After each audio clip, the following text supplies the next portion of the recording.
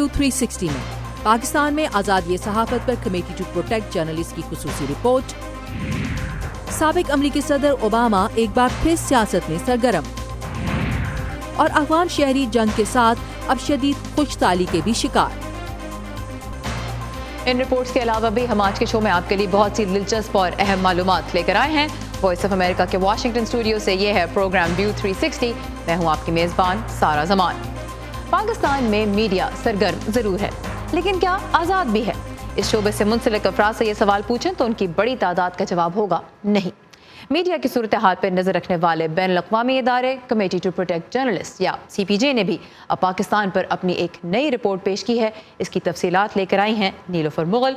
नीलोफर, सबसे पहले तो यही बताएगा कि सालाना रिपोर्ट्स तो आती ही हैं, इस वक्त पाकिस्तान के बारे में रिपोर्ट क्यों आई है? सारा CPJ की जो ये रिपोर्ट गुज़िश्ता 12 साल के वाक़यात पर नज़र डालती है। पिछले कुछ सालों से हम देख रहे हैं कि पाकिस्तान में सहाफ़ियों के ख़िलाफ़ कार्रवाइयाँ, सहाफ़ती आज़ादी को दबाने और सेंसरशिप के वाक़यात देखने में आ रहे हैं। तो CPJ ने सूरत हाल का जायज़ा लेने के लिए ये रिपोर्ट पेश की है। तो बुनियादी नताइज क्या फाइंडिंग सामने आई हैं? सारा पाकिस्तान में सहाफ़ती आज़ादी के एतबार से अच्छी खबर ये है कि गुज़िश्ता कुछ सालों में सहाफ़ियों के ख़िलाफ़ तशद्दुद के वाक़यात में कमी आई है। अब कम ही सहाफ़ी अपनी रिपोर्टिंग की वजह से मारे जाते हैं, लेकिन मसला ये है कि उन्हें बहुत से दीगर मसाइल का सामना रहता है। सहाफ़ियों को मजहबी इंतहा पसंदों, बाअसर शख्सियात, जंगजू ग्रुप्स और हसास इदारों की जानिब से धमकियाँ मिलती हैं, जिसकी वजह से वो ख़ुद को सेंसर करने पर मजबूर हो जाते हैं। और मुल्क के कई ऐसे इलाके हैं जहां से रिपोर्टिंग करने पर सहाफ़ियों को पाबंदी का सामना करना पड़ता है। रिपोर्ट में बलूचिस्तान की मिसाल दी गई है। इसके अलावा रिपोर्टर्स पर कोई इल्ज़ाम लगाकर उनके ख़िलाफ़ तशद्दुद भड़काने की हौसला अफजाई भी की जाती है। और CPJ के मुताबिक कुछ ऐसे मौज़ूआत हैं जिन पर रिपोर्टिंग करने वाले सहाफ़ियों को निशाना बनाया जाता है। इनमें एक तो है मज़हब, खुसूसन तौहीन मज़हब के वाक़यात पर रिपोर्टिंग है, और फिर अस्करियत पसंदी और ज़मीन के तनाज़ात भी शामिल हैं। सूरत हाल कैसे बेहतर हो सकती है, यही सवाल मैंने CPJ रिपोर्ट के मुसन्निफ़ स्टीव बटलर के सामने रखा, जिन्होंने हुकूमत के लिए भी कुछ तजावीज़ दी हैं। और हुकूमत के लिए एक तजवीज़ ये है कि वो जर्नलिस्ट सेफ्टी बिल पर काम करना जारी रखे। ये कई लिहाज से मुतनाज़ है। मिसाल के तौर पर जर्नलिस्ट यूनियन ने भी कुछ तजावीज़ दी हैं इस सिलसिले में, क्योंकि पहले वाला बिल सहाफ़ियों की हिफाजत की बजाय उन सहाफ़ियों के लिए तरतीब दिया गया जो मारे जा चुके हैं। ये तजवीज़ अभी ज़ेरे गौर है। उम्मीद है मीडिया हाउसेस और इदारे इस पर अमल दरामद करेंगे। इसके अलावा CPJ की तजवीज़ है कि पाकिस्तान प्रोटेक्शन ऑर्डिनेंस का सहाफ़ियों के ख़िलाफ़ इस्तेमाल रोका जाए, क्योंकि इस कानून के तहत सहाफ़ियों को 90 दिन तक बग़ैर किसी इल्ज़ाम के कैद में रखा जा सकता है। फिर CPJ का कहना है कि सहाफ़ियों को रिपोर्टिंग करने की बुनियाद पर एग्ज़िट कंट्रोल लिस्ट में डालने का जो सिलसिला है वो भी ख़त्म किया जाए, और उन्हें खैबर पुख्तूनख्वा और बलूचिस्तान के इलाकों में रिपोर्टिंग करने के लिए रसाई दी जाए। हुकूमत के अलावा CPJ ने मीडिया इदारों और सहाफ़ियों के लिए भी कुछ तजावीज़ दी हैं। आइए वो जानते हैं। We would like media houses to step up to provide more safety training for journalists. हम चाहेंगे कि मीडिया इदारे सहाफ़ियों के लिए मज़ीद सिक्योरिटी ट्रेनिंग का इंतजाम करें। मेरे ख्याल में ये इस रिपोर्ट में भी अहम तजवीज़ है। दूसरी जानिब मीडिया पर सेल्फ गवर्नेंस की भी जिम्मेदारी आयद होती है। मिसाल के तौर पर कंप्लेन का एक काबिल एतबार तरीक़ाकार हो, उससे भरोसे में इजाफा होगा कि मीडिया जो रिपोर्ट कर रहा है वो सच है। अगर अखबारात और ब्रॉडकास्ट इदारे इस सिमत में काम करें तो उम्मीद है कि हुकूमत को मुदाखलत की ज़रूरत कम ही महसूस होगी। और सारा CPJ का कहना है कि वो पाकिस्तान में आज़ादी सहाफ़त की सूरत हाल पर वज़ारत इत्तलात से बातचीत करना चाहते हैं, और पाकिस्तान पर नज़र रखने वाले जो तज्ज़िया कार हैं उनका कहना है कि पाकिस्तान में आहिस्ता आहिस्ता तब्दीली आ रही है, लेकिन मीडिया को भी चाहिए कि वो अपना मुहासबा करे। और वॉइस ऑफ अमेरिका की कोशिश भी है कि पाकिस्तान की वज़ारत इत्तलात से इस रिपोर्ट के बारे में रद्द अमल हासिल किया जा सके। नीलोफर, बहुत शुक्रिया, इस रिपोर्ट की तफसीलात आप लेकर आएँ। अम्मी, हुक्मरान अमेरिका के हों या हिंदुस्तान के, अफ़गानिस्तान के या फिर पाकिस्तान के, उन्हें कुछ ना कुछ तो कहना है ना अपने मुल्क के लिए। लेकिन ऐसे में हमारा काम किसी हुक्मरान की बात पर नाराज़ हो जाना या फिर तालियां बजाना थोड़ा ही है। खुदा बस इतनी समझ दे कि जो जैसा कहे हम उसे वैसे का वैसा आप तक पहुंचा सके। बाकी फिर आप तो समझदार हैं ही। बड़ी जंग पाकिस्तान टेररिज्म के खिलाफ लड़ रहा है इस प्रोफेशन में ना अम्मी, बस इतना सा तो ख्वाब है। खबर जैसी पहुंचे वैसी, व्यू 360 सिर्फ आज न्यूज़ पर।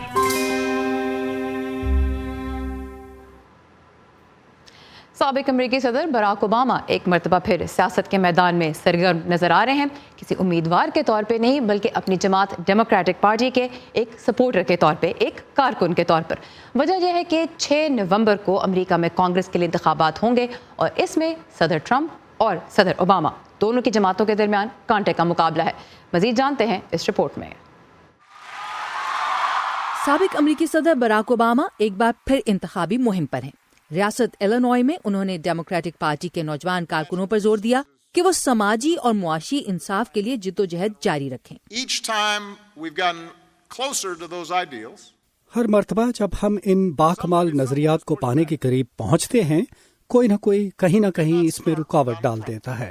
اس کا آغاز ڈونلڈ ٹرمپ سے نہیں ہوا، وہ تو اس کی صرف علامت ہیں، سبب نہیں۔ وہ صرف اس غصے کا فائدہ اٹھا رہے ہیں جو سیاستدان سال ہر سال سے پھیلا رہے ہیں۔ براک اوباما اپنے آپ کو اس شخص سے مقابلہ کرتا ہوا پا رہے ہیں جو ان کا جانشین بنا، یعنی صدر ٹرمپ، جو ایک طرح سے ان کی کامیابیوں کو تباہ کرنے پر تلے ہیں۔ خود صدر ٹرمپ بھی انتخابی مہم میں متحرک ہیں۔ یہ انتخاب روزگار کے بارے میں ہے، یہ تحفظ بھی ہے اور روزگار بھی۔ ریپبلکنز کی قیادت کی بدولت ہماری معیشت اتنی ترقی کر رہی ہے جتنی ہماری تاریخ میں پہلے کبھی نہیں ہوئی۔ کسی کو معلوم بھی نہ تھا کہ ایسا ہوگا۔ صدر ٹرمپ نے اپنے حامیوں کو خبردار کیا ہے کہ اگر ڈیموکریٹک پارٹی نومبر میں ایوان نمائندگان پر کنٹرول حاصل کر لیتی ہے تو ان کے مواخذے کی راہ ہموار ہو سکتی ہے۔ انہوں نے کسی حد تک مان لیا ہے کہ کانگریس کے یہ انتخابات ان کی پالیسیز پر ایک ریفرینڈم ہوں گے۔ دونوں جماعتوں کے مابین جو جوش پایا جاتا ہے وہ در حقیقت صدر کی وجہ سے ہے۔ میرا خیال ہے کہ جو اعداد و شمار میں نے دیکھے ہیں ان سے پتہ چلتا ہے کہ جو لوگ ممکنہ طور پر ووٹ ڈالیں گے ان میں سے 40% کا کہنا تھا کہ وہ نومبر میں یا تو صدر کی حمایت میں اور یا ان کی مخالفت میں ووٹ ڈالیں گے۔ براک اوباما یہ ثابت کر چکے ہیں کہ وہ ووٹرز کی توجہ حاصل کرنے میں کامیاب ہوتے ہیں، مگر ریپبلکنز کو یہ بالکل پسند نہیں۔ صدر ٹرمپ اور براک اوباما انتخابات میں کبھی بھی ایک دوسرے کے مد مقابل نہیں ہوں گے، مگر کانگریس کے وسط مدتی انتخابات کی مہم میں وہ ایک دوسرے کے آمنے سامنے ہیں، جس میں کانگریس پر کسی بھی پارٹی کا کنٹرول بہت اہمیت کا حامل ہے۔ جم میلون کے ساتھ عائشہ خالد، اردو VOA۔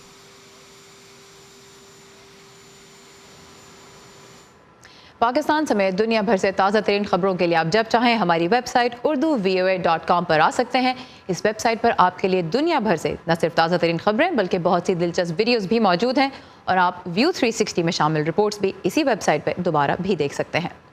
پاکستان کے نوبل انعام یافتہ سائنسدان ڈاکٹر عبدالسلام کی زندگی پر بننے والی پہلی پاکستانی دستاویزی فلم سلام کو واشنگٹن ڈی سی کے ساؤتھ ایشین فلم فیسٹیول میں بہترین ڈاکیومنٹری فلم کا آڈینس چوائس ایوارڈ ملا ہے۔ یہ فلم حال ہی میں جارج ٹاؤن یونیورسٹی میں پیش کی گئی۔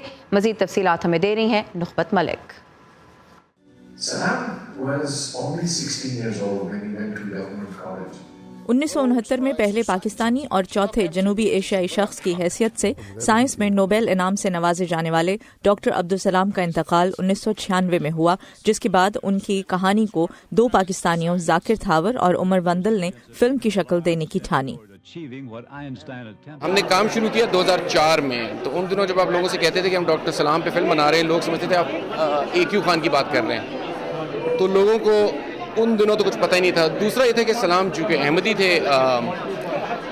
لوگ نہیں ہمیں پیسے دینا چاہ رہے تھے۔ یہ فلم بنی ہے لوگوں کے پیسے سے۔ 14 سال 2004 میں ہم نے یہ ڈیسیژن کی کہ ہم نے یہ فلم بنانی ہے، اور پھر ہم نے اوریجنلی آرکائیول ریسرچ کی، دنیا بھر ہم نے آرکائیوز ڈھونڈے، audio archives, video archives, photographs. Family کے ساتھ ہم نے ریلیشن شپ بنائی، عبدالسلام کے کلیگز کے ساتھ ریلیشن شپ بنائی، اور ہم نے فوٹیج جمع کرنی شروع کیا۔ اس فلم کے ہدایت کار آنند کملاکر کا کہنا ہے کہ فلم میں ایک واضح پیغام دیا گیا ہے۔ فلم ایسینشلی کا ایک میسج ہے کہ انٹالرنس جو ہوتی ہے یا پریجوڈس جو ہوتی ہے، اس کے وجہ سے جو لاس جو ہوتا ہے یا دیش کو یا وہاں کے لوگوں کو جو یا ینگر جنریشن کو جو لاس ہوتا ہے، دیٹ از آلموسٹ کرمنل۔ مجھے خوشی ہے کہ ختم نبوت کے سلسلے میں یہ ادنا سی خدمت بھی ہمارے ہاتھوں انجام ہے۔ سلام فلم کو ایک ایسے دن پیش کیا گیا جب ایک طرف پاکستان میں آئینی طور پر احمدیوں کو غیر مسلم قرار دیے جانے کو 44 سال مکمل ہوئے، اور دوسری طرف رواں سال اسی دن پاکستان کی حکومت نے پرنسٹن یونیورسٹی کے پروفیسر اور ماہر اقتصادیات عاطف میاں کو ملک کی معاشی مشاورتی کونسل سے ہٹا دیا کیونکہ وہ احمدی فرقے سے تعلق رکھتے ہیں۔ سلام فلم واشنگٹن ڈی سی میں اس ہفتے ہونے والے ساؤتھ ایشین فلم فیسٹیول کی پہلی پیشکش تھی۔ اس فیسٹیول میں پاکستان سمیت جنوبی ایشیا کے مختلف ممالک سے فلمیں پیش کی گئیں۔ نخبت ملک، وائس آف امریکہ، واشنگٹن۔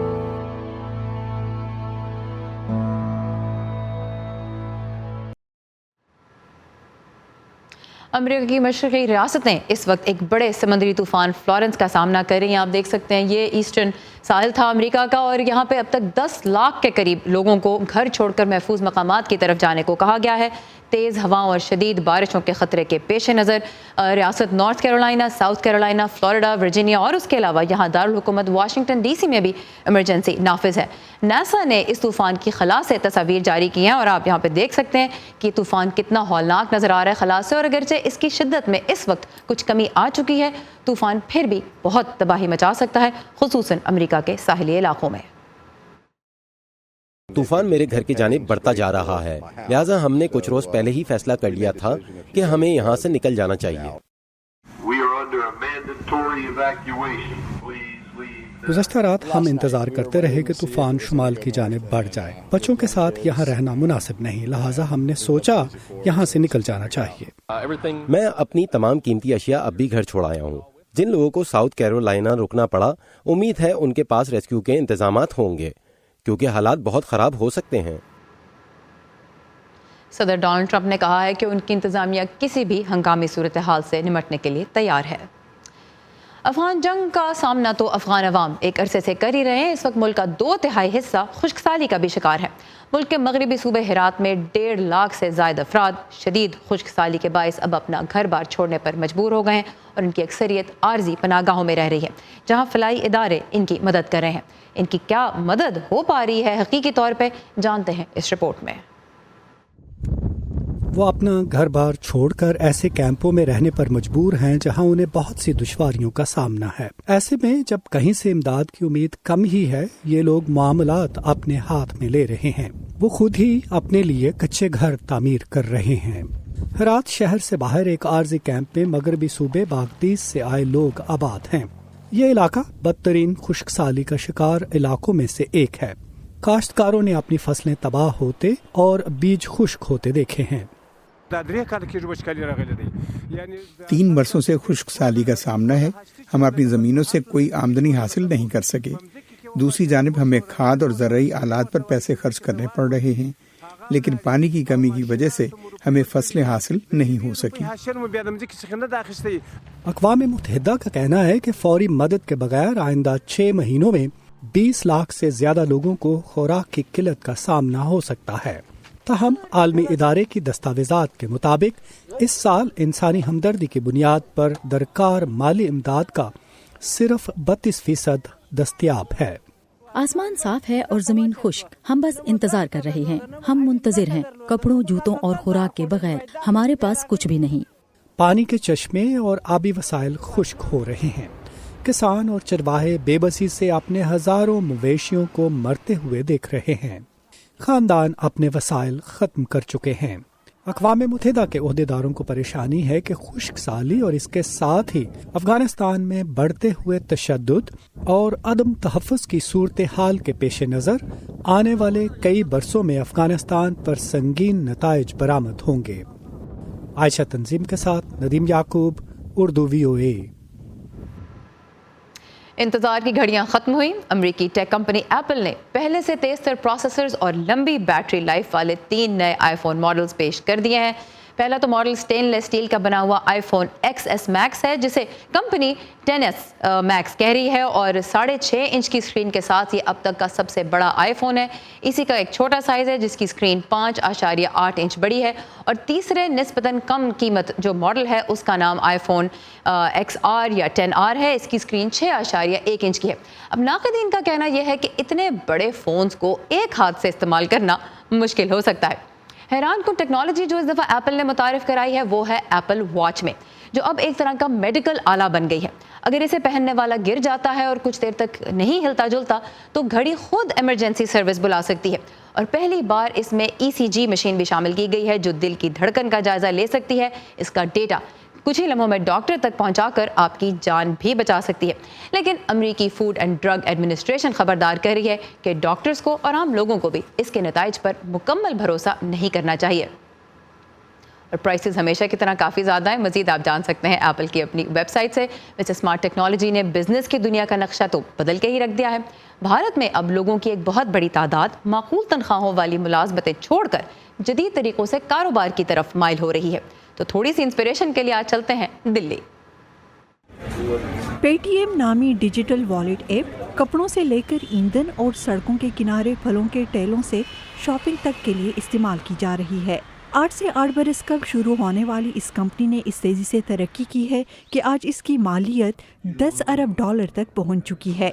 इस कंपनी के नायब सदर सोराब जैन कहते हैं कि अब से कुछ अरसे पहले तक कारोबारी हजरात के लिए ये समझना मुश्किल था कि इंटरनेट की बुनियाद पर चलाए जाने वाले बिजनेसेस इस बड़ी सतह पर फैल सकते हैं। आज लोग ज़्यादा समझदार हैं। अगर आप ये कहें कि आपने कारोबार शुरू किया है तो लोग आपका एहतराम करते हैं। हमारे सामने ऐसी कामयाब मिसालें मौजूद हैं। दिल्ली के ज़िले गिरगांव के तिजारती मरकज़ की इस मीटिंग में मौजूद बहुत से नौजवान अपने कारोबार शुरू करने का अज़्म रखते हैं।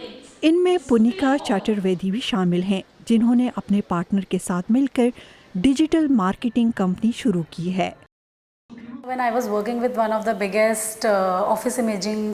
जब एक बड़ी कंपनी के साथ काम करने के दौरान मैंने पूरे साल का हदफ पहले 6 माह के दौरान ही हासिल कर लिया तो मैंने महसूस किया कि मैं इसे मज़ीद बहुत ज़्यादा वुसअत दे सकती हूँ और मुझे ख्याल आया कि मुझे ऐसी चीज़ का मालिक होना चाहिए जो सिर्फ मेरी हो।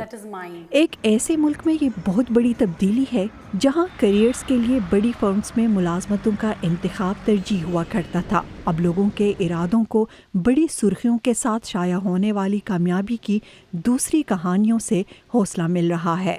मिसाल के तौर पर वॉलमार्ट का 16 अरब डॉलर में फ्लिपकार्ट नामी इंडियन ऑनलाइन कंपनी में बड़ा हिस्सा खरीदने का मुआहिदा। फ्लिपकार्ट किताबों के एक छोटे से ऑनलाइन स्टोर की शक्ल में शुरू हुआ था। ज़रूरी नहीं कि आपका ताल्लुक किसी कारोबारी ख़ानदान से हो और ना ही आपका अमीर या किसी सियासी आशीर्वाद रखना ज़रूरी है। नए कारोबार शुरू करने का रुझान तेज़ी से फ़रोग़ पा रहा है और आइंदा चंद बरसों में इससे भारत की तरक्की में इजाफा होगा। अगरचे भारत इस वक्त टेक्नोलॉजी का पावर हाउस बन चुका है लेकिन फिर भी ये अभी सिलिकॉन वैली से काफ़ी दूर है। उम्मीद की जा रही है कि एक ऐसे मुल्क में जहां नौजवानों की बड़ी तादाद नौकरियों की तलाश में है रोज़गार के नए मौके पैदा होंगे। एंजिना पेस्ट्रिचा के साथ शहनाज नफीस, उर्दू VOA। कहते हैं खूबसूरती देखने वाले की आंख में होती है लेकिन कुछ लोगों के लिए ये छूने के एहसास में होती है। ये वो लोग हैं जो देख नहीं सकते। न्यूयॉर्क के मेट्रोपॉलिटन म्यूजियम ऑफ आर्ट ने इसी एहसास को उजागर किया है नाबीना या कमज़ोर बीनाई वाले अफराद के लिए मुफ्त खुसूसी टूर्स के जरिए। आइए चलते हैं ऐसे ही एक टूर पर।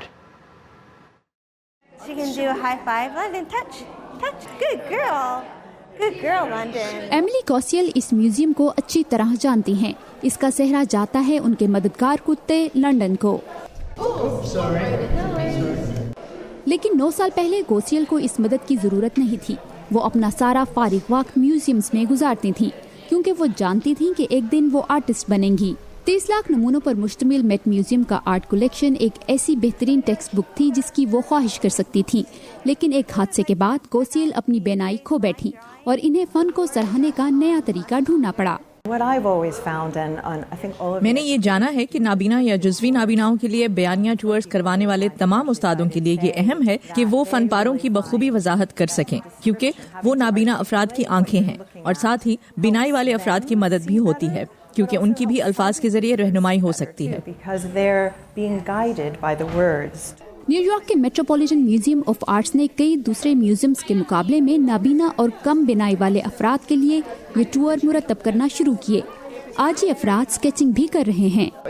आपको ज्यादा से ज्यादा वहाँ जाना चाहिए और ज्यादा से ज्यादा उन्हें देखना चाहिए। गोसिया ने तमाम उम्र ड्राइंग की है और वो जानती हैं कि कुत्ता कैसा दिखता है, लेकिन हादसे के बाद उन्हें देखना और ड्राइंग करना दोबारा सीखना पड़ा। लिहाजा उन्होंने येल यूनिवर्सिटी में स्केचर प्रोग्राम में दाखिला लिया और नाबीना अफराद को समाती तारुफ देने के फन में महारत हासिल की। Here we are on the wall in front of us is a series of 7 photographs. आज कोसियल एक गाइड के तौर पर काम करती हैं और हर नमूना उन्हें जुबानी याद है। उनके पसंदीदा ये कुत्तों वाले नमूने हैं, जिनमें विलियम वेगमैन का 3000 साल पुराना चाइनीज सिरामिक कुत्ते का नमूना भी है। उनका शौक कोई सरप्राइज नहीं, क्योंकि बिलाखिर ये उनका कुत्ता लंदन ही था जिसने उन्हें सिखाया कि कुछ भी मुमकिन है। इलीना वुल्फ के साथ वर्दा खलील, उर्दू VOA। और अब सेहत। आमतौर पर एक बीमार शख्स को जो अद्वियात दी जाती हैं वो जरासीम को ख़त्म करती हैं, लेकिन कुछ लाइलाज अमराज के लिए साइंसदान इंसान के जीनियाती खलियों को बदलने पर भी अब काम कर रहे हैं। इससे जिस्म का निज़ाम अंदरूनी तौर पर बदल जाता है। ये तरीका इलाज वैसे तो अभी इब्तदाई मराहिल में है, लेकिन इसके कैसे नताइज सामने आ रहे हैं देखते हैं आज की हेल्थ रिपोर्ट में। 45 साला ब्रायन मीडो हंटर सिंड्रोम का शिकार हैं। मफलूज कर देने वाली ये बीमारी एक ऐसे जीन की गैर मौजूदगी की वजह से होती है जो ऐसे एंजाइम पैदा करता है जो जिस्म में मौजूद शुगर के बड़े मुरक्कबात को तोड़ता है। ये शुगर पूरे जिस्म में एक जहरीले फुजले की तरह फैल सकती है। इसका कोई इलाज नहीं। सेहत बख्शने वाले इस जीनियाती मुताले के प्रोग्राम में हिस्सा लेने वाले पहले शख्स मीडो ही थे। जब मेरे जिस्म में इसे दाखिल किया गया तो मैं काफी घबराया हुआ और खौफजदा था। आईवी के जरिए मीडो के जिस्म में सही जीन्स की मखसूस तादाद और इन जीन्स को अपनी सही जगह पहुंचाने वाले टूल्स दाखिल किए गए। जीन एडिटिंग जीन थेरेपी का एक बेहतरीन तरीका है जिसमें गैर सेहतमंद जीन की जगह सेहतमंद जीन दाखिल किए जाते हैं। डॉक्टर्स उम्मीद कर रहे हैं कि ये तरीका इलाज उन बीमारियों के लिए मुअस्सर साबित होगा जो इससे कबल ला इलाज समझी जाती थीं। इस मुताले के लीडर डॉक्टर जोसेफ मेंजर कहते हैं कि इस मुताले के इब्तदाई जायजे का मकसद ये देखना है कि आया ये महफूज है। ताहम रिसर्चर्स ये भी जानने की कोशिश कर रहे हैं कि ये थेरेपी काम कर रही है या नहीं। इसके बारे में बहुत ज्यादा खुश फहम होना अभी बहुत कबल अज वक्त होगा। ताहम इसके साथ साथ अभी तक जो कुछ हमने देखा बहुत मुस्बत है। मीडो और एक दूसरे मरीज को इसकी कम मिकदार दी गई और ये पता चला कि इससे जरसा ग्लूकोज की सतह में कोई तब्दीली नहीं आई। लेकिन जब दूसरे 2 मरीजों को इसकी दरमियानी मिकदार दी गई तो उनकी शुगर की सतह 51% तक गिर गई। इस तरीक़ाकार से वक्त के साथ साथ एंजाइम बनने का इम्कान जाहिर होता है। अगर हम इसकी सतह में मुस्तकिल कमी देखते हैं तो हमारे लिए ये ज्यादा अहम होगा। मैं उम्मीद करता हूँ कि इस जीन थेरेपी से हंटर सिंड्रोम का अमल रुक जाएगा और ये तरीका नौजवानों के लिए मददगार होगा। ऐसे में जब इस तरीकेकार की दूसरे मायारों पर जांच के लिए रिसर्च जारी है, रिसर्चर्स उम्मीद कर रहे हैं कि आइंदा 6 माह तक इसके नताइज में बेहतरी देखेंगे। फेथ लेपिडिस के साथ सादिया असद, उर्दू VOA। और इसके साथ ही हमारा आज का व्यू 360 होता है खत्म। आपकी फीडबैक का हमें इंतजार रहेगा। इसके लिए आइए facebook.com/VOA उर्दू के पेज पर और ताज़ा तरीन खबरों के लिए जब चाहें आप लॉग ऑन कर सकते हैं हमारी वेबसाइट urduvoa.com पर। सारा ज़मान को इजाज़त दीजिए। खुदा हाफिज़।